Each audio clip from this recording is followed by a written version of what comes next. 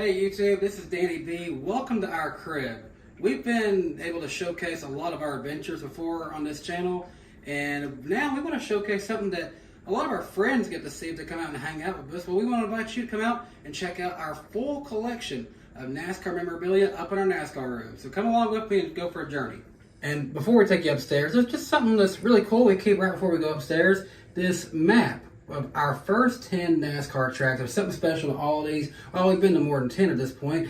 This was the first 10 in various different ways. Whether we flew, we drove, different stops we made along the way. I got this for Claudia as a Christmas gift a few years ago, and it's got all the first 10 tracks, which includes Michigan International Speedway, Indianapolis Motor Speedway, Nashville Super Speedway, Talladega Super Speedway, Atlanta Motor Speedway, Bristol Motor Speedway, Martinsville Speedway, Charlotte Motor Speedway, Daytona International Speedway, and Homestead Miami Speedway, all making up our first 10 NASCAR tracks that me and Claudia have been to.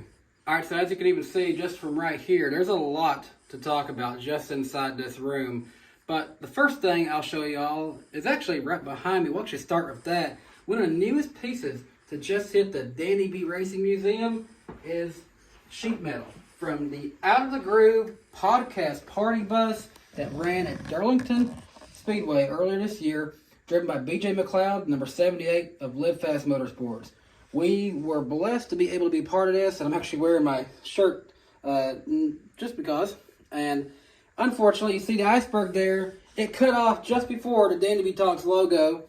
So unfortunately, couldn't get a piece of my logo on it too. But the people at the Racing Warehouse over in North Carolina hit me up and said, hey, we've got this piece. It's the only piece from the car. Would you want it?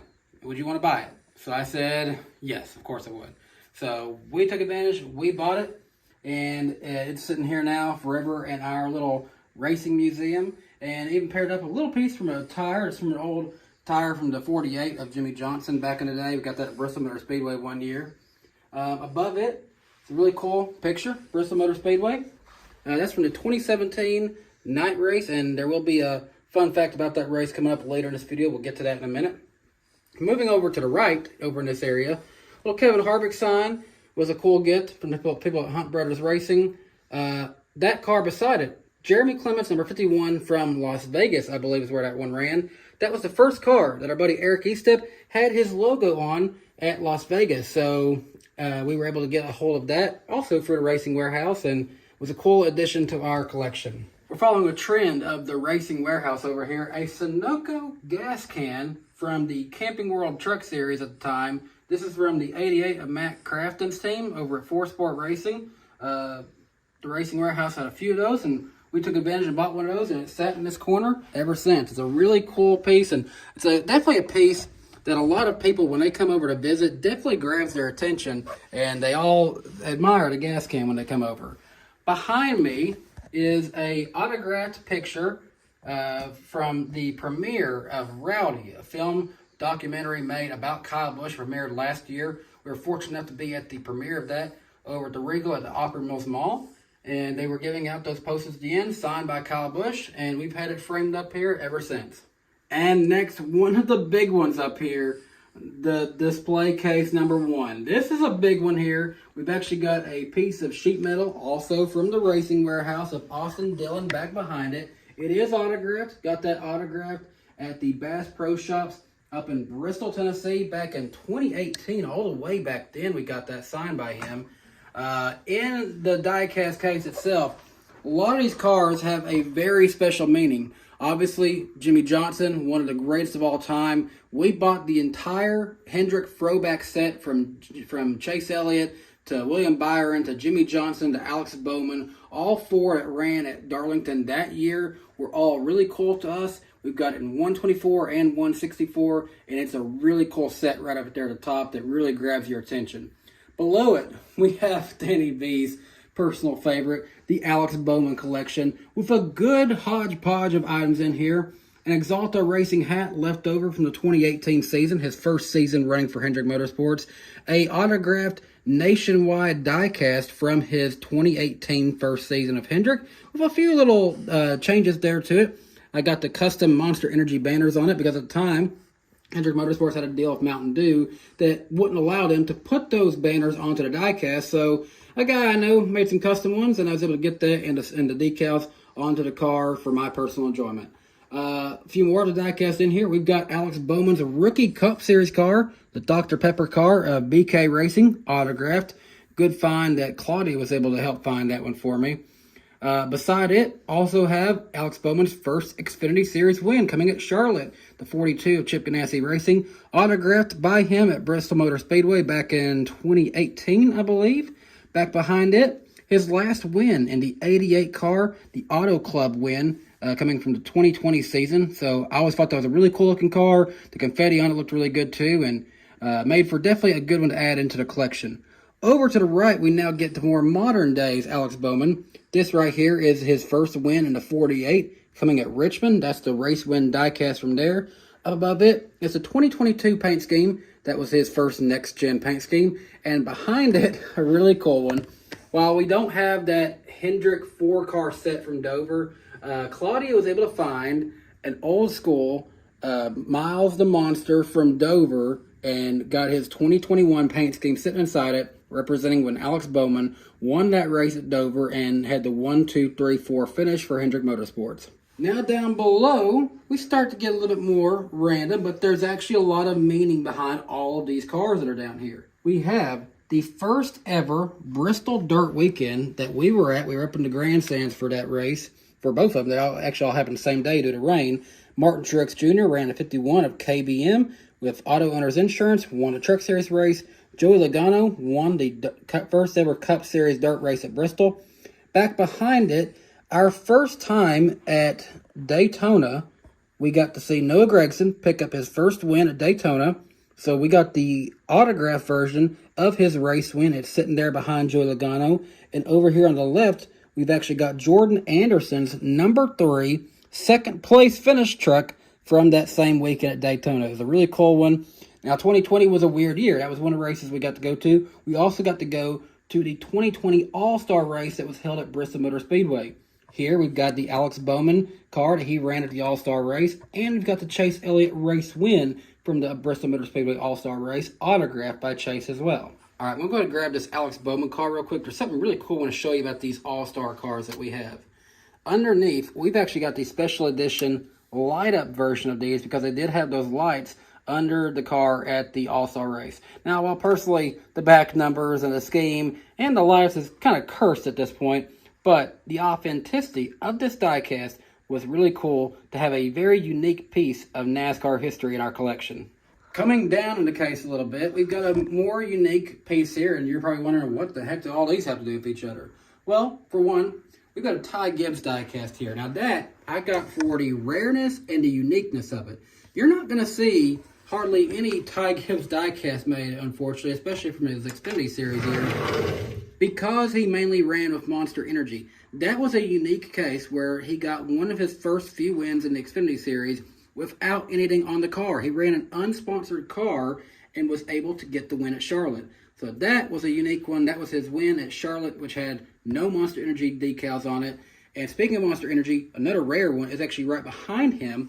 The Haley Deegan dirt win. We got that at JP's NASCAR outlet in Crossville, Tennessee. And it is actually autographed. We were able to get Haley to autograph that one year over at the Nashville Fairgrounds Speedway.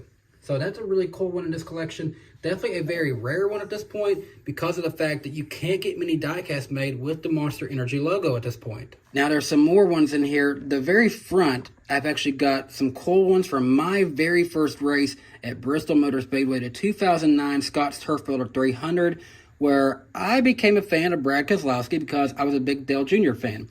Well, whoever was driving the 88, I was going to root for him, and he had a really beautiful GoDaddy car, and I have got that one. It's autographed. I got that over to Nashville Fairgrounds Speedway for $100, I believe, autographed, and it was from the 2009 season, my favorite of the GoDaddy paint schemes, and it looked really good. Beside it is actually the guy who won that race, and it's the race version of that win of Kevin Harvick. Now, for Kevin Harvick, that was his first win as an owner-driver over in the Nationwide Series, and it was a really cool moment for him, even cooler moment for me, because I got to see my first race in person, and that was who won. So forever, I always said, if I found a good deal on that car, I was going to buy it. Unfortunately, I was able to buy that from a good friend of mine. Now in the back, we've got some cool Gen 6s to show off, a few customs even. Over on the left, we've got the Dale Jr. 2016 car, or as I like to say, Alex Bowman's first car in the 88 in his time of Hendrick Motorsports. Beside it is Martin Truex Jr.'s 2018 scheme that he ran at the race at Bristol Motor Speedway. Really cool design. We liked it a lot, and we decided to get that one. And now we get into some customs. I got one for Claudia on Christmas a couple years ago, a custom Mountain Dew Code Red car. It never ran in person, but it was a cool idea that we had, and Claudia said it should become a reality. So I got with a good custom paint scheme creator of mine and said, hey, can you make a custom diecast? And he was able to. So that's a really cool one. It's got kind of a liquid color red going on for it.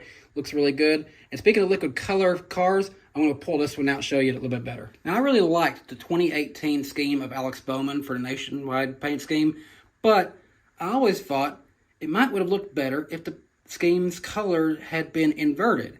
So where there was blue, I had it become white. Where there was white, I had it become blue in a special inverted paint scheme. It's a shame that never ran in person because, man, it does look good. And finally, we're on the last level of this display case. We've got a few unique races and things that we have seen. First of all, a car from Kevin Harvick's final season. He's, of course, the guy who won my first race, so it's cool to get something of him in his final season. Next, we were at the Busch Light Clash at the Coliseum for the very first running of that. Joey Logano won that race, and we were able to get a 164 version of the Winter Circle brand of his car from that race. And finally, on the right, our home speedway of Nashville Super Speedway returned to NASCAR in 2021, and the winner of the inaugural Ally 400 was Kyle Larson. There's the race version of his win, and along with some cool memorabilia from that race. Hi. Do you want to be in the video? You want to talk about the cars? What's your favorite one, buddy? All right, we're finally out of that display case for a little bit. We've got some more over in this corner of the room. First of all, a fridge with a lot of cool NASCAR magnets and various kinds over here. Just a vast collection of magnets we've got over the years. And of course, during race season, we come in here and we get our drinks and stuff out of here for, enjoying the races. I have a few cool things. This is actually kind of brand new. Football. Just got that for Christmas. Custom painted for our alma mater stadium of Neyland Stadium. So it looks really cool. Keep that on display up here because, of course, we do watch our football games up here too. Back here, very cool, from the 2020 season. Claudia got this for me as a very big surprise birthday present one year. Sheet metal from Alex Bowman's 2020 Chevy Goods car. And I always like the way it looked. Just a simple black, that gold trim on it. Looks really good up here, especially paired alongside another door that we also got from the Racing Warehouse. Trevor Bain, local guy, Knoxville, Tennessee. Got that back in 2018. This is the first piece of sheet metal we ever got alongside that Austin Dillon piece you saw earlier. Really big, really bold. It really gets your attention over here. And it's a really cool piece in this collection, and especially when it sits right alongside our sim seat. While I don't do a lot of sim racing, it is cool to have one and break it out every now and again for a little bit of racing. Not as cluttered of a diecast case, if you will. This one over here has a little bit more uniqueness to it. Up on top, we have the first wins of Alex Bowman and Chase Elliott. And what's more unique, we have matching custom victory lane pieces of each one, made by a guy who I can't remember his name at this point. I think his name was Craig. Unfortunately, though, he no longer makes these, or else I would recommend you to go to him. Me, I have a big interest in models, model railroading, etc. So this is really cool to me to have something like this for NASCAR purposes, to showcase our drivers' first wins in their, unique form they came in. Both these cars are autographed. Mine came autographed. Claudia's Chase Elliott win, I got autographed at the Napa in Crossville, Tennessee when it opened a couple years back. Now down below, we've got a few random ones in here, some trucks and some cars of tomorrow to look at. A Matt Crafton Eldora race win, and beside that, we've got a 2019 Ross Chastain. I think that's the Kansas win from his Truck Series season back then. And beside that, we've got Mark Martin's number 01 2007 Car of Tomorrow. And beside that, we've got a color chrome version of Kyle Busch's 2008 M&M's paint scheme, and that was autographed by Kyle Busch back at Bristol one year, I do believe.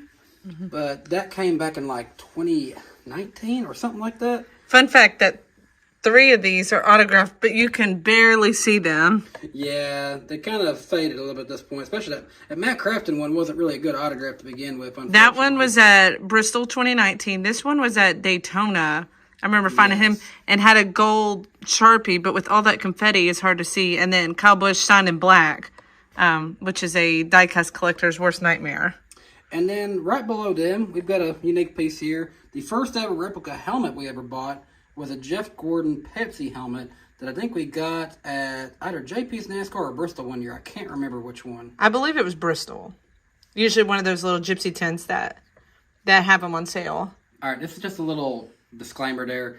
We like all of our autographs and stuff. It's really cool to have those in the collection. We don't go out and chase down drivers for autographs anymore. Don't get yourself confused that. I know you see some of the media stuff we do now, and we keep a lot more toned down these days, but we're still happy to have those in our collection. And speaking of autographs, we have something very cool in here that was passed down from Claudia's grandfather, actually. A very cool picture of Neyland Stadium autographed by the former head coach of the Tennessee Volunteers during that last championship back in 1998. Philip Fulmer autographed that picture, and it was written out to her grandfather, but it's something that we will always cherish and have in our collection up here. And now you caught us at a good time. It's actually Christmas time here. We have a secondary Christmas tree we keep up here with some rather unique ornaments. Take a look at these. Claudia, zoom in on a couple of them. These are actually 1/64 scale die cast that we have converted into ornaments for our NASCAR Christmas tree up here. If you'd like, I can show you sometime how I make those in a separate video. Let me know down in the comments on that. All right, and there's one other really cool thing that I want to show you guys that's underneath our Christmas tree this year. Underneath the Christmas tree, we have an O-scale Toy Story steam locomotive train set. Start it up and it goes around the tree just like this. It does have chucking noise, it does have the smoke ability. And you see some of these O-scale trains, we just don't have that turned on at the moment, but it's still really cool. It even has some good sound effects with it. Good enough for the 2 of us. Play some music.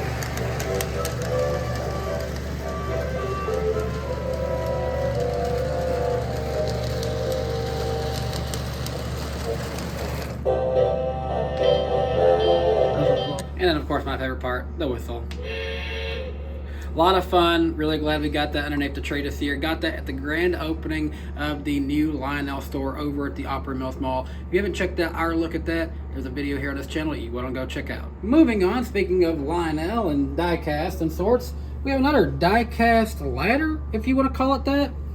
Some cool things in here. Some Jeff Gordon pieces at the top. Fun fact, Jeff Gordon was the first driver that I liked as a kid. Got an old hauler of his, but also have his 2005 Daytona 500 race win diecast right there. So that's a really cool one in the collection. Moving below him, the second driver of the 24 after him was Chase Elliott. Have a autographed version of his rookie car right here. Beside of it, an autographed version of his 2015 Xfinity Series car is there beside that.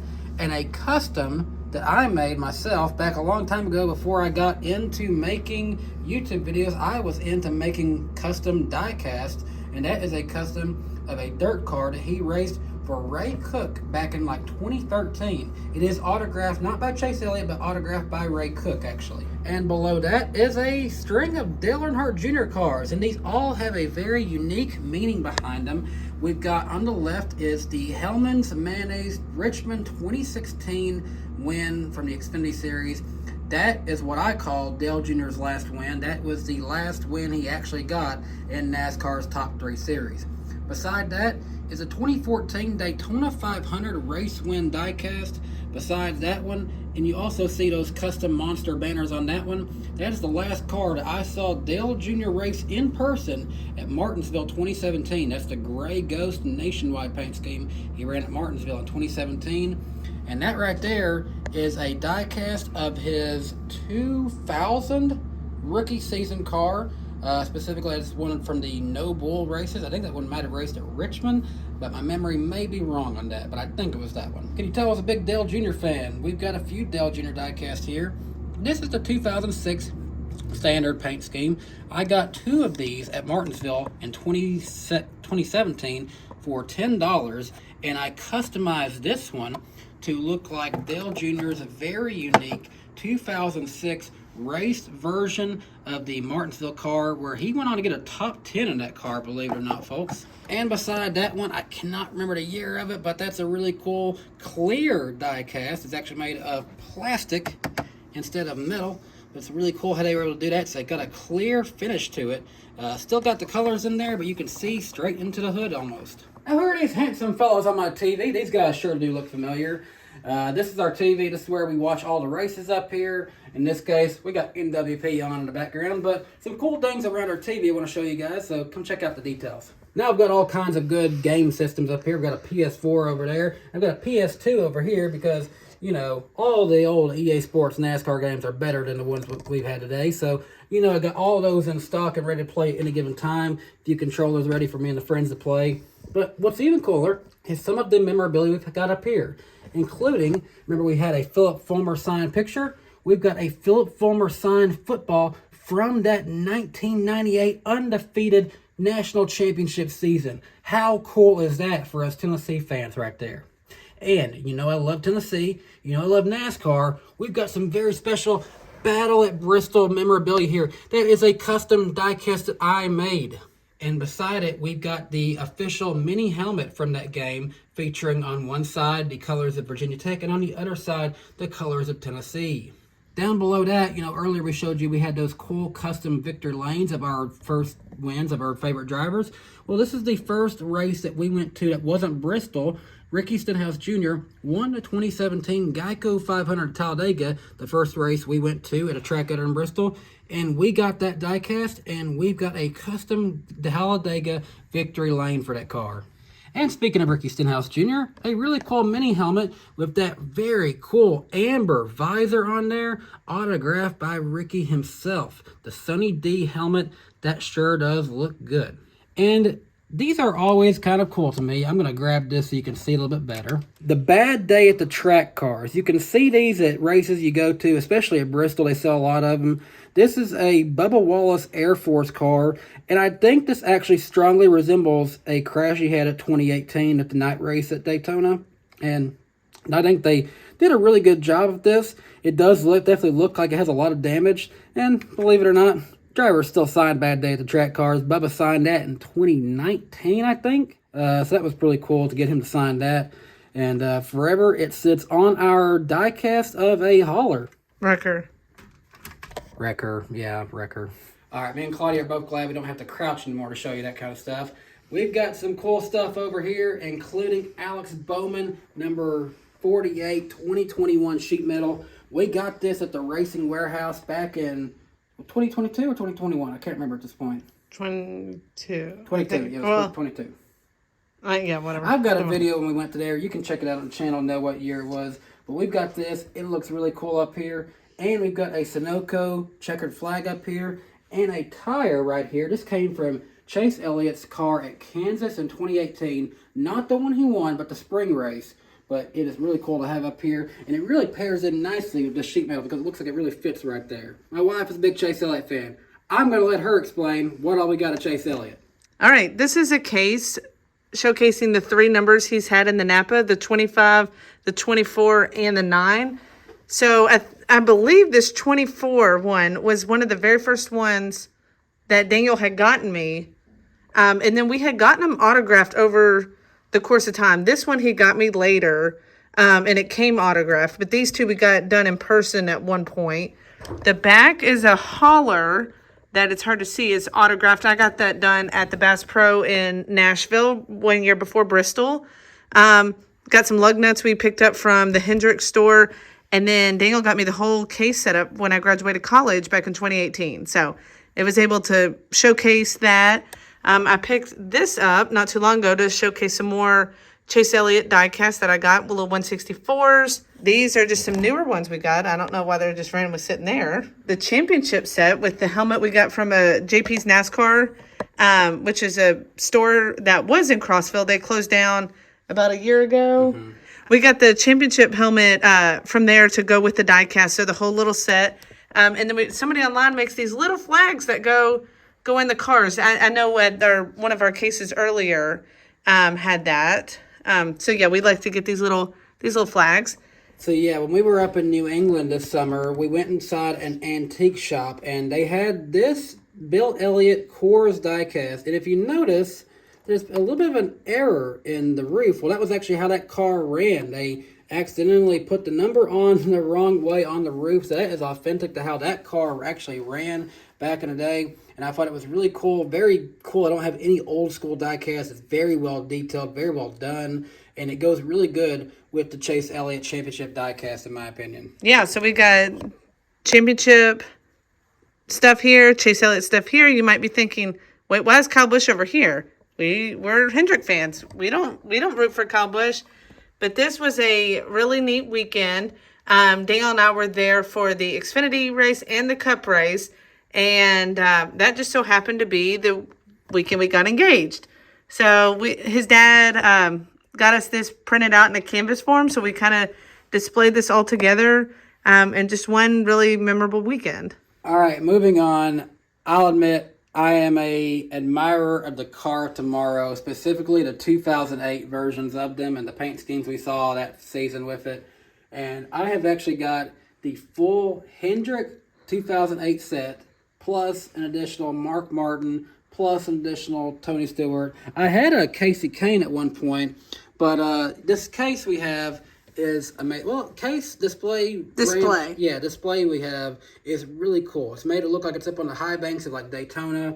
Well, the Casey Kane one unfortunately had an accident one day, and well, it was no longer able to be recovered. So we got a new diecast, the Mark Martin one, to go in its place. So we've got 6 Car Tomorrows all racing, and poor Casey Mears, he's behind of the 3 other Hendrick cars as he was that season. Yeah, I believe I got this display for Daniel for maybe Christmas one year from that same store that was in our town that shut down. They were mainly a online store, like an eBay dealer mainly. But I found them and, they sold that display, which I thought was really cool. All right, this next display, well, it's all Claudia, so I'll let her explain. Yeah, so this is what I bought, this little shelf from an antique store in Knoxville while I was at UT, and this hung up in my college apartment. So it made its way to our house.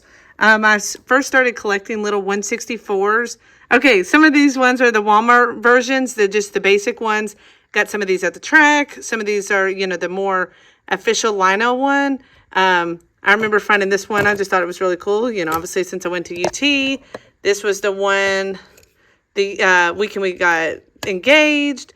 I started kind of liking Kyle Busch when I first started watching NASCAR, because obviously M&M's was real recognizable.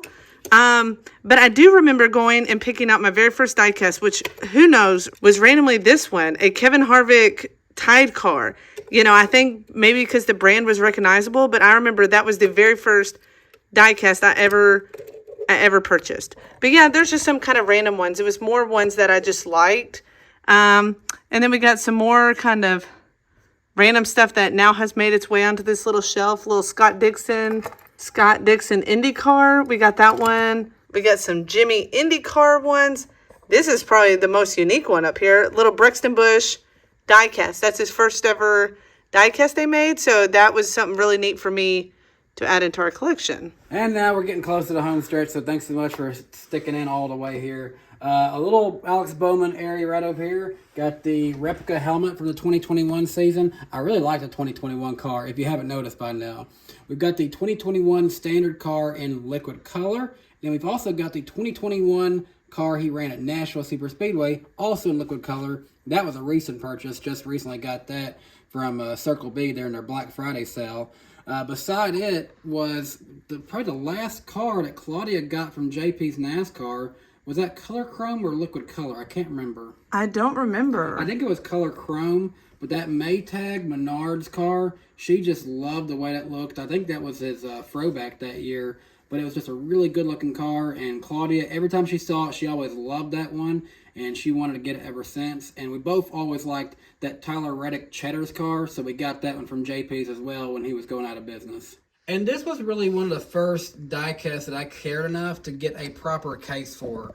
Dale Jr.'s Final Ride 2017. They made so many of those cars, but when they unveiled that paint scheme, I made sure to get mine pre-ordered because I wanted one. And I've had it in that case ever since, and I've got the 164 matching it, and it just looks really good, commemorating Dale Jr.'s Final Ride. So yeah, so we have a couple of these bigger cases. You saw some others over there. They do sell these at the track. So that is something very neat. We like to display our more special diecast in. And then over beside it, we also have a few helmet cases that also have a space for a 164. We've got an autographed Jimmy Johnson mini helmet with his 2016 paint scheme. And then we've also got a 2017 Chase Elliott helmet with his car there displayed. Or that might be 2016. I can't tell at this point. That's 16 because it doesn't have the yellow. Yes. The yellow at the front. Okay, so that's 2016. And that helmet is signed by Chase Elliott, but it is nearly impossible to see that autograph on that. It was. I don't even know if it'll. bad Yeah, there you back go. then. Yes, Daniel got this autographed at Bristol, I believe in 2018. 2018. Yeah, I didn't go to that one. Him and my dad did. And he said, you're not going to like this autograph. So that one. And then we got this Jimmy one at Talladega. And here's our cat, Shugs. We love him in the collection. Yes, this is my favorite piece of the collection. My favorite car is the cat car. All right, one last thing to show you guys. This is a really cool piece. I got that when I first moved to this town. It was a family who had a kid who loved his Hot Wheels cars. He loved to display them. Well, he'd kind of outgrown it. They wanted to sell it. They sold it for like $20, and it had lights on it. Looked really good, and it's been a place that I have grown a huge 164 collection. I don't even want to count how many's up there at this point over the years, but I've got them in all kinds of good order, ranging from series to Cup Series, number, and then year within those numbers. So it's really cool how I've got it all up there. There's cars from the Xfinity Series. There's cars from the Truck Series.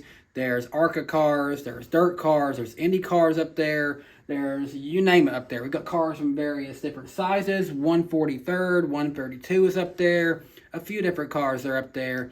But it's really cool how that's able to be up there. And right up above it, the last piece of sheet metal we got in here is a piece of the back bumper that fell off the car of Chase Caber at the ARCA race at Bristol in 2019. We saw someone just throw it in the trash, and you can take it. So that was really cool, and, you know, this collection has been years in the making at this point. You just want to be the star of the show, don't you?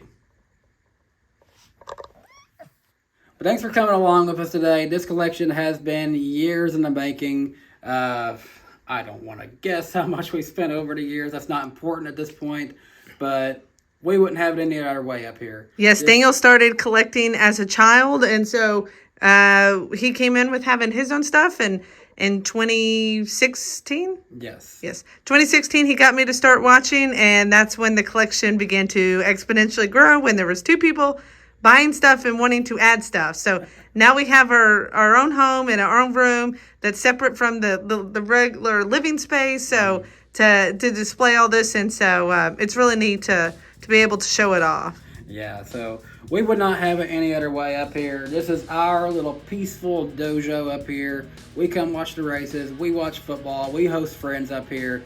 This is our area. So we thank you for coming up here. I know a lot of people have actually wanted to see this for a long time. So here you go. That was the tour. Now it's time for you to go. Have a great day. We'll see you next time. Bye, guys.